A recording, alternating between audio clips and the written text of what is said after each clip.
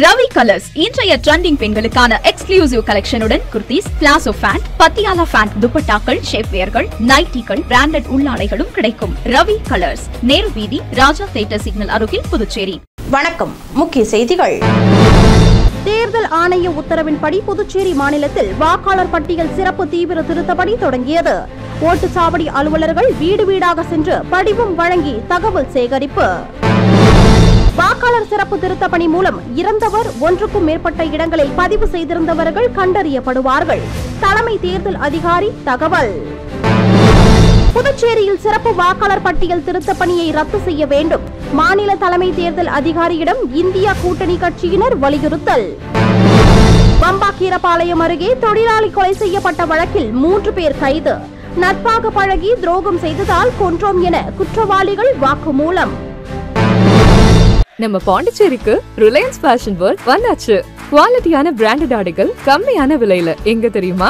அண்ணா Salai Ratna theatre பக்கத்துல இருக்க நம்ம ரிலையன்ஸ் ஃபேஷன் வேர்ல்ட் தான். இங்க கலெக்ஷன்ஸ் எல்லாமே ட்ரெண்டுக்கு ஏத்த மாதிரி இருக்கு. இப்போ தீபாவளி மற்றும் ஓபனிங் ஆஃபரா 1999 ரூபாய்க்கு மேல பர்ச்சேஸ் பண்ற அனைவருக்கும் Cello brand dinner set, John Players duffel bag மற்றும் அமெரிக்கன் டூரிஸ்டர் ட்ராலி பேக் போன்ற பரிசுகளும் இருக்கு. Reliance fashion world, number 460, Anna Salai, Ratna theatre அருகில், புதுச்சேரி. இனி விரிவான செய்திகள். புதுச்சேரியில் வாக்காளர் பட்டியல் சிறப்பு திருத்த பணி நவம்பர் 4ஆம் தேதி தொடங்கிய நிலையில் வாக்குச்சாவடி அதிகாரிகள் வீடு வீடாக சென்று கணக்கெடுப்பு பணியில் ஈடுபட்டு வருகின்றனர். இந்தியாவில் சுமார் 21 ஆண்டுகளுக்கு பிறகு முதல் கட்டமாக பீகாரில் கடந்த 1 மாதத்திற்கு முன்பு வாக்காளர் பட்டியல் சிறப்பு தீவிர திருத்த பணி நடத்தப்பட்டது. அதன் தொடர்ச்சியாக இந்த பணி 2ஆம் கட்டமாக அடுத்த ஆண்டு சட்டசபை தேர்தல் நடைபெறும் தமிழகம், கேரளா, புதுச்சேரி, மேற்கு வங்காளம் உள்ளிட்ட 12 மாநிலங்கள், யூனியன் பிரதேசங்களில் வாக்காளர் பட்டியல் சிறப்பு தீவிர திருத்த பணி நடைபெறும் என்று தேர்தல் கமிஷன் அறிவித்திருந்தது. அதன்படி இந்த பணிகள் நவம்பர் 4ஆம் தேதி தொடங்கியுள்ளது. இதன்படி வாக்குச்சாவடி அதிகாரிகள் வீடு வீடாக சென்று சிறப்பு தீவிர திருத்தம் தொடர்பான கணக்கெடுப்பு படிவம் வழங்கி வருகின்றனர். மேலும் அந்த விண்ணப்பத்தை பூர்த்தி செய்து புகைப்படத்தை ஒட்டி சிறப்பு தீவிர திருத்த படிவத்துடன் ஒப்புகை படிவமும் எழுதி தர வேண்டும். இந்த வாக்காளர் பட்டியல் சிறப்பு தீவிர திருத்த பணியில் 962 ஓட்டுச்சாவடி அலுவலர்கள், அரசியல் கட்சிகள் சார்பில் 1376 ஓட்டுச்சாவடி முகவர்கள், 60 வாக்காளர் பதிவு மற்றும் உதவி வாக்காளர் பதிவு அதிகாரிகள், 2 மாவட்ட தேர்தல் அலுவலர்கள் ஈடுபட்டுள்ளனர். மேலும் வாக்காளர் பட்டியல் பெயர் சேர்த்தலில் ஆட்சேபனை இருப்பின் வாக்காளர் பதிவு அலுவலகரிடம் முறையிடலாம் என்றும், அதில் ஆட்சேபனை இருப்பின் மாவட்ட தேர்தல் அதிகாரியான ஆட்சியரிடம், இறுதியாக தலைமை தேர்தல் அதிகாரியிடம் முறையிடலாம் என்றும் கூறப்பட்டுள்ளது. மேலும் வாக்காளர்கள் தங்கள் விவரங்களை நேரடியாக voters.eci.gov.in என்ற இணையதளத்தின் மூலமாகவும் சமர்ப்பிக்கலாம் என்றும் கூறப்பட்டுள்ளது. வாக்காளர் பட்டியல் சிறப்பு தீவிர திருத்த பணியின் மூலம் இறந்தவர் ஒன்றுக்கும் மேற்பட்ட இடங்களில் பதிவு செய்திருந்தவர்களை எளிமையாக கண்டறியப்படுவர் என புதுவை தலைமை தேர்தல் அதிகாரி ஜவஹர் தெரிவித்துள்ளார். செய்தியாளர்களை சந்தித்து பேசிய புதுச்சேரி தலைமை தேர்தல் அதிகாரி ஜவஹர், புதுச்சேரியில் வாக்காளர் பட்டியல் சிறப்பு தீவிர திருத்த பணி நவம்பர் 4ஆம் தேதி தொடங்கி அடுத்த மாதம், அதாவது டிசம்பர் 4ஆம் தேதி வரை நடைபெற உள்ளது என்றும், வாக்குச்சாவடி அதிகாரிகள் வீடு வீடாக சென்று சிறப்பு தீவிர திருத்தம் தொடர்பான கணக்கெடுப்பு படிவம் வழங்குவார்கள். அதில் வாக்காளர் பெயர் இடம்பெற்றிருக்கும் என்றும் குறிப்பிட்டுள்ளார். மேலும் இந்த விண்ணப்பத்தில் வாக்காளர்களின் பிறந்த தேதி, தந்தை, தாய் பெயர் எழுதி, விருப்பம் இருந்தால் மட்டும் ஆதார் எண், கைபேசி எண், தந்தை மற்றும் தாயாரின் வாக்காளர் எண்களை கொடுக்கலாம் என்றும், அந்த விண்ணப்பத்தை பூர்த்தி செய்யும் பொழுது ஆவணங்கள் எதுவும் தர வேண்டாம் என்றும் கூறிய அவர், அதே நேரத்தில் வாக்காளர் தற்போதைய புகைப்படம் ஒட்ட வேண்டும் என்றும் குறிப்பிட்டார். மேலும் பிறந்த தேதிக்கான ஆவணம் கையில் வைத்திருக்க வேண்டும் என்றும், சிறப்பு தீவிர திருத்த படிவத்துடன் ஒப்புகை படிவமும் எழுதி தர வேண்டும் என்றும் குறிப்பிட்டார். மேலும் தொகுதியில் 18 வயது நிரம்பிய புது வாக்காளர்கள் இருந்தால் வாக்காளர் பட்டியலில் பெயரை சேர்க்க படிவம் வழங்கப்படும் என்றவர், வாக்குச்சாவடி அதிகாரிகள் 3 முறை வருவார்கள் என்றும், அப்போதும் சந்திக்க முடியவில்லை என்றால் வீட்டு கதவில் விண்ணப்ப படிவத்தை வைத்து செல்வார்கள் என்றும், பூர்த்தி செய்த பின்னர் அதிகாரிகள் நேரில் வந்து படிவத்தை பெற்றுக்கொள்வார்கள் என்றும் அவர் தெரிவித்தார். மேலும் வாக்காளர் வேலைக்கு அல்லது படிப்பிற்கு வெளியூர் சென்றிருந்தால் வாக்காளர் சார்பில் பெற்றோர், குடும்பத்தினர் கையெழுத்திடலாம் என்றும் அவர் தெரிவித்தார். இதன் மூலம் இறந்தவர் நிரந்தரமாக இடம் பெயர்ந்தவர்கள் மற்றும் ஒன்றுக்கும் மேற்பட்ட இடங்களில் பதிவு செய்திருந்தவர்கள் கண்டறியப்படுவார்கள் என்றும், இதேபோல் வாக்காளர்கள் ஆன்லைன் மூலமாகவும் இந்த திருத்த பணியை மேற்கொள்ளலாம் என்றும் தெரிவித்துள்ளார். இந்த நிகழ்வின் போது மாவட்ட ஆட்சியர் குலத்துங்கன், துணை தலைமை தேர்தல் அதிகாரிகள் தில்லைவேலு, ஆதர்ஸ் ஆகியோர் உடனிருந்தனர். 10,26,000 பேர். இப்போ நம்ம எனுமரேஷன் ஃபார்ம் சொல்றோம் இல்லையா, இந்த படிவம் இந்த 10,21,000 பேருக்கு கொண்டு போய் சேர்க்கப்படும். யார் கொண்டு போய் சேர்ப்பாங்கன்னா பூத்தில் உள்ள ஆஃபீஸர் கொண்டு போய் சேர்ப்பாங்க. அதில் அவங்களோட இப்போது நீங்கள் வரத்துக்கு முன்னாடி நீங்கள் முன்னாடி இங்கே இருந்தீங்களான்னு தெரியல, பட் நான் ஒரு ஃபார்ம் சாம்பிள் காட்டுறேன் பாருங்க. இந்த மாதிரி அந்த எனுமரேஷன் ஃபார்ம் இருக்கும். இதில் வந்து இப்போது இது உங்கள் ஃபோட்டோவை இமேஜின் பண்ணிக்கோங்க. ஆல்ரெடி உங்கள் ஃபோட்டோ இருக்குது, உங்களோட அட்ரஸ் இருக்கும், உங்களோட எபிக் நம்பர், இந்த டீட்டெயில்ஸ்லாம் அதில் ஆல்ரெடி வந்துடும். நீங்கள் இதை மட்டும் ஃபில் பண்ணி கொடுக்க வேண்டியதுதான் பாக்கி. ஸோ இதை ஃபில் பண்ணி கொடுத்துட்டிங்கன்னா உங்களோட நேம் டிராஃப்ட் ரோலில் வந்துடும். அதுக்கப்புறம் கிளைம்ஸ் அண்ட் அப்ஜெக்ஷன்ஸ் இருக்கும். இஆரோட டெசிஷன் டேக்கிங் வந்து உங்களுக்கு ஜனவரி வரைக்கும் அது போகும் அந்த ப்ராசஸ். புதுச்சேரியில் சிறப்பு வாக்காளர் பட்டியல் திருத்த பணியை ரத்து செய்ய கோரி இந்தியா கூட்டணி கட்சியினர் மாநில தலைமை தேர்தல் அதிகாரியை சந்தித்து மனு அளித்தனர். புதுச்சேரி, தமிழ்நாடு உட்பட 12 மாநிலங்களில் சிறப்பு வாக்காளர் பட்டியல் தீவிர திருத்தப் பணி நவம்பர் 4ஆம் தேதி செவ்வாய்க்கிழமை முதல் நடைபெறும் என தேர்தல் கமிஷன் அறிவுறுத்தியுள்ளது. இதற்கு காங்கிரஸ், திராவிட முன்னேற்றக் கழகம் உள்ளிட்ட இந்தியா கூட்டணி கட்சிகள் எதிர்ப்பு தெரிவித்துள்ளன. இந்நிலையில் புதுச்சேரி மாநில காங்கிரஸ் தலைவர் வைத்திலிங்கம், முன்னாள் முதலமைச்சர் நாராயணசாமி, எதிர்க்கட்சித் தலைவர் சிவா, சட்டமன்ற உறுப்பினர்கள் அனிபால் கென்னடி, சம்பத், செந்தில்குமார் மற்றும் இந்தியா கூட்டணி கட்சியினர் மாநில தலைமை தேர்தல் அதிகாரி ஜவஹரிடம் சிறப்பு வாக்காளர் பட்டியல் தீவிர திருத்த பணியை ரத்து செய்ய கோரி மனு அளித்தனர்.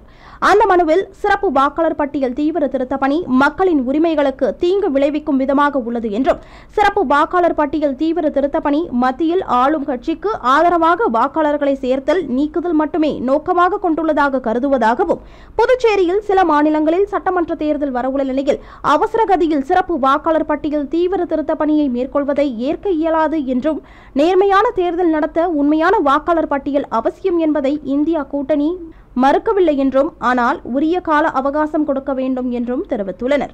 மேலும் இந்த பணி உண்மையான வாக்காளர்களை நீக்கும் தந்திரம் என்று தாங்கள் கருதுவதாகவும், இதனால் சிறப்பு வாக்காளர் பட்டியல் தீவிர திருத்த பணியை ரத்து செய்து 2024ஆம் ஆண்டு வாக்காளர் பட்டியலையே அனைத்து நடைமுறைகளுக்கும் பின்பற்ற வேண்டும் என்று அந்த மனுவில் கூறப்பட்டுள்ளது. புதுச்சேரியில் வாலிபரை கொலை செய்து வாய்க்காலில் வீசிய 3 பேரை காவல்துறையினர் கைது செய்து சிறையில் அடைத்தனர். உழவர்கரை பஜனை மடத்து வீதியைச் சேர்ந்த சந்துரு என்பவர் நவம்பர் 2ஆம் தேதி உப்பளம் விளையாட்டு மைதானம் பின்புறம் வாய்க்கால் பாலத்தில் கத்தியால் வெட்டி கொலை செய்யப்பட்டு கிடந்தார்.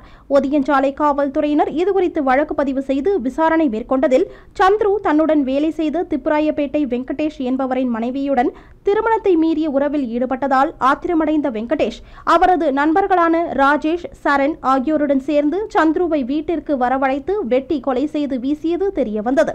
அதன் பேரில் வெங்கடேஷ் உள்ளிட்ட 3வரையும் காவல்துறையினர் கைது செய்தனர். அப்போது தப்பியோட முயன்றதில் தவறி விழுந்ததில் வெங்கடேஷ் மற்றும் ராஜேஷிற்கு வலது கையில் எலும்பு முறிவு ஏற்பட்டது. அதனைத் தொடர்ந்து இருவருக்கும் சிகிச்சை அளித்த பின் நவம்பர் 3ஆம் தேதி 3வரையும் நீதிமன்றத்தில் ஆஜர்படுத்தி காலாப்பட்டு சிறையில் அடைத்தனர். மேலும் அவர்கள் காவல்துறையினரிடம் வழங்கிய வாக்குமூலத்தில் நட்பாக பழகி துரோகம் செய்ததால் அவரை தீர்த்து கட்ட திட்டமிட்டதாகவும், இதற்காக அவரை மது குடிக்க வம்பாக்கீரபாளையத்தில் உள்ள காவ்யாவின் பாட்டி வீட்டிற்கு வருமாறு அழைத்ததாகவும், அங்கு வந்த அவருக்கு மதுவை குடிக்க வைத்து போதையில் இருந்த அவரை நண்பர்களுடன் சேர்ந்து கத்தியால் குத்தி கொன்றதாகவும், பின்னர் உடலை இந்திரா காந்தி விளையாட்டு மைதானத்திற்கு பின்புறம் வீசிவிட்டு தப்பி சென்றதாகவும் அவர்கள் வாக்குமூலம் அளித்துள்ளனர். இவர்களில் ராஜேஷ் மற்றும் சரண் மீது அடிதடி மற்றும் கத்தியுடன் பொதுமக்களை மிரட்டிய வழக்குகள் உள்ளது என்பது குறிப்பிடத்தக்கது. புதுச்சேரி எம்எம்ஏ சாலை பகுதியில் கஞ்சா விற்பனையில் ஈடுபட்ட 3 பேரை ரோந்து பணியில் ஈடுபட்டுக் கொண்டிருந்த காவல்துறையினர் மடக்கி பிடித்து அவர்களிடம் இருந்த கஞ்சா பொட்டலங்களை பறிமுதல் செய்தனர். புதுச்சேரியில் இரவு வாகன சோதனையில் ஈடுபட்டுக் கொண்டிருந்த காவல்துறையினருக்கு புதுச்சேரி எம்எம்ஏ சாலை பகுதியில் கஞ்சா விற்பனை நடைபெறுவதாக தகவல் கிடைத்துள்ளது. இதனை அடுத்து அங்கு சென்ற காவலர்கள் சந்தேகத்திற்கு இடமாக நின்று கொண்டிருந்த 3 நபர்களிடம் செல்ல முயன்றபோது அவர்கள் 3வரும் காவல்துறையினரை கண்டதும் தப்பிக்க முயன்று ஓடி உள்ளனர். அவர்களை துரத்தி பிடித்த காவல்துறையினர் அவர்களிடம் இருந்து 6 சிறிய கஞ்சா பொட்டலங்களை பறிமுதல் செய்து விசாரணை மேற்கொண்டனர். விசாரணையில் 3வரில் ஒருவர் புதுச்சேரி உழவர்கரையைச் சேர்ந்த ஜெயந்த் சூசை ராஜா என்பதும், மற்ற 2வரும் ஒடிசா மாநிலம் பத்ரக் மாவட்டத்தை சேர்ந்த சசிகாந்த் மாலிக் மற்றும் கிருபாசிந்த் மாலிக் என்பதும் தெரியவந்தது. மேலும் அவர்கள் நண்பர்கள் மூலம் ஒடிசாவில் இருந்து குறைவான விலையில் கஞ்சாவை வாங்கி வந்து புதுச்சேரியில் சுற்றுலா பயணிகளிடம் விற்பனை செய்ததையும் ஒப்புக்கொண்ட நிலையில், மேலும் அவர்கள் வேலை பார்க்கும் இடத்தில் தங்கியிருந்த அறையில் 29 சிறிய அளவிலான கஞ்சா பொட்டலங்களையும் மறைத்து வைத்திருந்ததையும் ஒப்புக்கொண்டனர். அதனைத் தொடர்ந்து அவர்களை கைது செய்து காவல் நிலையம் அழைத்து சென்ற காவல்துறையினர் தீவிர விசாரணையில் ஈடுபட்டனர். அந்த விசாரணையில் புதுச்சேரி உழவர்கரையைச் சேர்ந்த சூசை ராஜா தனி தனியார் சிமெண்ட் கிடங்கில் சுமை தூக்கும் பணியாளராக வேலை பார்த்ததும் அதே இடத்தில் வேலை பார்த்த ஒடிசாவை சேர்ந்த சசிகாந்த் மாலிக் மற்றும் கிருபாசந்த் மாலிக் ஆகியோருடன் நண்பர்களாகி கஞ்சா போன்ற போதைப் பொருளுக்கு அடிமையானதும் மேலும் அவர்கள் ஒடிசாவில் இருந்து மலிவு விலையில் வாங்கி வந்த கஞ்சாவை புதுச்சேரியில் விற்று பணம் சம்பாதிக்க திட்டம் தீட்டியதும் தெரியவந்தது. இதனையடுத்து மூவரின் பெயரிலும் வழக்கு பதிவு செய்த காவல்துறையினர் அவர்களை சிறையில் அடைத்து அவர்களிடம் இருந்த கஞ்சா பொட்டலங்களையும் பறிமுதல் செய்தனர். புதுச்சேரியில் காட்டுநாயக்கன், மலக்குரவன், குருகுமன், எருகுலா இனத்தவரை எஸ்டி பட்டியலில் சேர்க்க கோரி புதுவை பழங்குடியின சமூக சீர்திருத்த சங்கத்தினர் பாராளுமன்ற உறுப்பினர் செல்வகணபதியை சந்தித்து மனு அளித்தனர். புதுச்சேரி பிற்படுத்தப்பட்ட பழங்குடியினர் காட்டுநாயக்கன் சமூக சீர்திருத்த சங்கத்தினர் புதுச்சேரி பாராளுமன்ற உறுப்பினர் செல்வகணபதியை நேரில் சந்தித்து மனு அளித்தனர். அந்த மனுவில் புதுச்சேரியில் வசிக்கும் பிற்படுத்தப்பட்ட பழங்குடியின மக்களாகிய காட்டுநாயக்கன், மலக்குரவன், குருகுமன், எருகுலா ஆகிய 4 இன மக்களையும் பழங்குடியினர் பட்டியலில் சேர்ப்பதற்காக மத்திய அரசும் மாநில அரசும் கடந்த பல ஆண்டுகளாக போராட்டம் நடத்தி வரும் நிலையில் புதுச்சேரி அரசால் பிற்படுத்தப்பட்டோர் பட்டியலில் இருந்த இந்த 4 இனங்களையும் பழங்குடியினர் பட்டியலில் சேர்க்க கோரி 2010ஆம் ஆண்டிலேயே அரசாணையை புதுச்சேரி அரசு பிறப்பித்துள்ளது. ஆனால் தென்னிந்தியாவில் உள்ள பழங்குடியின மக்களின் வாழ்க்கை தரத்தை உயர்த்துவதற்காக இந்திய அரசியலமைப்பு சட்டத்தின்படி எஸ்டி பட்டியலில் சேர்ப்பு சம்பந்தமாக மத்திய அரசு எந்த நடவடிக்கையும் எடுக்காமல் காலதாமதம் செய்து வருவதாகவும் இந்த காலதாமதத்தை கண்டித்து புதுச்சேரி அரசு மூலமாக 2023ஆம் ஆண்டு ஜூலை மாதம் 17ஆம் தேதி அன்று 4 சமூகத்தினரையும் ஆய்வு செய்து கோப்புகள் மத்திய அரசுக்கு அனுப்பப்பட்டுள்ளதாகவும் 4 இனங்களையும் எஸ்டி பட்டியலில் சேர்ப்பதற்காக மத்திய அரசுக்கு ஆதரவாக குரல் கொடுத்து அதற்குரிய ஆயத்த பணிகளையும் செய்து வருகின்றனர் எனவும் சங்கத்தின் சார்பில் மத்திய அரசின் கவனத்திற்கு கொண்டு செல்ல 2023ஆம் ஆண்டு மே மாதம் 29ஆம் தேதி அன்று கவன ஈர்ப்பு ஆர்ப்பாட்டம் நடத்தப்பட்டுள்ளதாகவும் தற்போது இந்த 4 இனங்களையும் எஸ்டி பட்டியலில் சேர்க்க மத்திய அரசும் மாநில அரசும் காலதாமதம் செய்து வருவதை எதிர்த்து தங்கள் மக்களின் வாழ்க்கை தரத்தை உயர்த்த வேண்டியும் விரைந்து உரிய நடவடிக்கை எடுக்க வேண்டும் எனவும் அந்த மனுவில் கூறப்பட்டுள்ளது. குருநானக் ஜெயந்தியையொட்டி புதுச்சேரி ஜிப்மரில் வெளிநோயாளிகள் பிரிவு நவம்பர் 5ஆம் தேதி இயங்காது என ஜிப்மர் நிர்வாகம் சார்பில் தெரிவிக்கப்பட்டுள்ளது. குருநானக் ஜெயந்தி விழா நவம்பர் 5ஆம் தேதி புதன்கிழமை கொண்டாடப்படுகிறது. மத்திய அரசு விடுமுறை நாளான அன்று கோரிமேடு ஜிப்மர் மருத்துவமனையில் வெளிப்புற நோயாளிகள் பிரிவு இயங்காது என்பதால் நவம்பர் 5ஆம் தேதி வெளிப்புற நோயாளிகள் சிகிச்சை பிரிவுக்கு வருவதை தவிர்க்குமாறு கேட்டுக் கொள்ளப்படுவதாகவும் வழக்கம் போல் அனைத்து அவசர பிரிவு சேவைகளும் இயங்கும் என்றும் ஜிப்மர் நிர்வாகம் தெரிவித்துள்ளது. இளநிலை மருத்துவம் 3வது சுற்று கலந்தாய்வின் அடிப்படையில் வரைவு சீட்டு ஒதுக்கீடு பட்டியலை சென்டாக் நிர்வாகம் வெளியிட்டுள்ளது. புதுச்சேரி சென்டாக் நிர்வாகம் நீட் தேர்வு மதிப்பெண் அடிப்படையில் மருத்துவ படிப்புக்கான மாணவர் சேர்க்கை கலந்தாய்வை நடத்தி வருகிறது. இந்த நிலையில் 3வது சுற்று கலந்தாய்வின் அடிப்படையில் அரசு, நிர்வாகம், சிறுபான்மையினர் மற்றும் வெளிநாட்டு வாழ் இந்தியர் ஒதுக்கீட்டில் ஒதுக்கப்பட்டுள்ளவர்கள் பட்டியல் www.centacpuducherry.in இணையதளத்தில் வெளியிடப்பட்டுள்ளது. எனவே மாணவர்கள் தங்களின் டேஷ்போர்டு உள்ளே சென்று தங்களுக்கு ஒதுக்கப்பட்டுள்ள கல்லூரி மற்றும் இடங்களை தெரிந்து கொள்ளலாம். இதில் ஏதேனும் ஆட்சேபனை இருந்தால் தெரிவிக்கலாம் என்றும் அதன் பின்னர் 3வது சுற்று ஒதுக்கீட்டு பட்டியல் வெளியிடப்படும் என்றும் சென்டாக் நிர்வாகம் தெரிவித்துள்ளது. புதுச்சேரி, காரைக்காலில் இடி மின்னலுடன் கூடிய லேசானது முதல் மிதமான மழை பெய்யக்கூடும் என்று சென்னை மண்டல வானிலை ஆய்வு மையம் தெரிவித்துள்ளது. மத்திய கிழக்கு வங்கக்கடல் மற்றும் அதனை ஒட்டிய மியான்மர் கடலோர பகுதிகளில் நிலவிய காற்றழுத்த தாழ்வு பகுதி நவம்பர் 4ஆம் தேதி காலை 8:30 மணிக்கு அதே பகுதியில் நிலவியது. இது அடுத்த 24 மணி நேரத்தில் வடக்கு வடமேற்கு திசையில் நகர்ந்து மியான்மர், வங்காளதேசம் கடற்கரையொட்டி நகரக்கூடும் என்றும் அதேபோல வடகிழக்கு அரபிக்கடல் மற்றும் அதனை ஒட்டிய பகுதிகளில் நிலவிய காற்றழுத்த தாழ்வு பகுதி வலுவிழந்தது என்றும் வானிலை ஆய்வு மையம் தெரிவித்துள்ளது. மேலும் வட தமிழகத்தில் ஓரிரு இடங்களில் மழை பெய்துள்ள நிலையில் தென் தமிழகம், புதுச்சேரி மற்றும் காரைக்கால் பகுதிகளில் பொதுவாக வறண்ட வானிலை நிலவியது என்றும் தமிழகத்தில் நவம்பர் 4ஆம் தேதி ஓரிரு இடங்களிலும் புதுச்சேரி மற்றும் காரைக்கால் பகுதிகளிலும் இடி மின்னலுடன் கூடிய லேசானது முதல் மிதமான மழை பெய்யக்கூடும் எனவும் நவம்பர் 5ஆம் தேதி வட தமிழகத்தில் ஒரு சில இடங்களிலும், தென் தமிழகத்தில் ஓரிரு இடங்களிலும், புதுச்சேரி மற்றும் காரைக்கால் பகுதிகளிலும் இடி மின்னலுடன் கூடிய லேசானது முதல் மிதமான மழை பெய்யக்கூடும் என்றும் கூறப்பட்டுள்ளது. இதனைத் தொடர்ந்து வருகிற 6 மற்றும் 7ஆம் தேதிகளிலும் தமிழகத்தில் ஒரு சில இடங்களிலும், புதுச்சேரி மற்றும் காரைக்கால் பகுதிகளிலும் இடி மின்னலுடன் கூடிய லேசானது முதல் மிதமான மழை பெய்யக்கூடும் என்றும் வானிலை ஆய்வு மையம் தெரிவித்துள்ளது.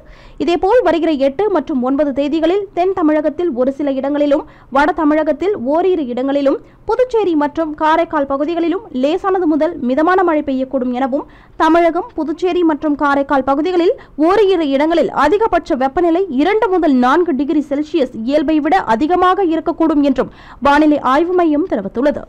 இனி வருவது புதுவையில் இன்றைய தங்கம் மற்றும் வெள்ளி விலை நிலவரம். இன்றைய தங்கம் வெள்ளி விலை விவரம். புதுவையில் இன்றைய தங்கம் வெள்ளி விலை விவரம் வழங்குபவர்கள் முத்து கோல்ட் ஹவுஸ் பாண்டிச்சேரி. தங்கம் 1 கிராம் 11,225 ரூபாய். இன்றைய தங்கம் வெள்ளி விலை விவரம். வெள்ளி 10 கிராம் 1,620 ரூபாய்.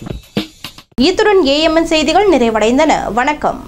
உங்கள் ஏஎம்என் டிவி செய்திகளை யூடியூபில் உடனுக்குடன் காண ஏஎம்என் டிவி பாண்டிச்சேரி சேனலை சப்ஸ்கிரைப் செய்யுங்கள். பெல் பட்டனை மறக்காமல் கிளிக் செய்யுங்கள்.